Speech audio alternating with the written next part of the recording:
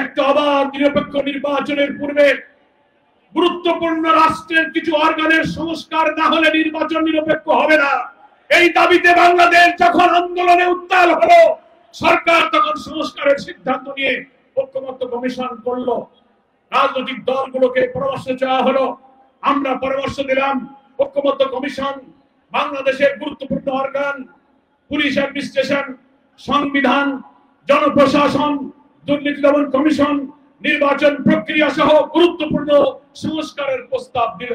আমরা সেই প্রস্তাব ঐক্যমতে পৌঁছানোর জন্য জামাত ইসলামীর নেতৃবৃন্দ 2-3 মাস ধরে ঐক্যমত্য কমিশনে আমরা সহযোগিতা করে যাচ্ছি। তারপরে আমরা দেখতে পাচ্ছি কিছু কিছু ব্যক্তি, কিছু কিছু দল যারা নিজেদেরকে খুব বড় মনে করেন, নির্বাচনের আগেই তারা ক্ষমতায় গিয়েছেন বলে ভাবটা দেখান, কি বলেন ঠিক কিনা? তাদের ভূমিকার জন্য এই সংস্কার কাজে ঐক্যমত্যে পৌঁছা বড় কঠিন হয়ে যাচ্ছে।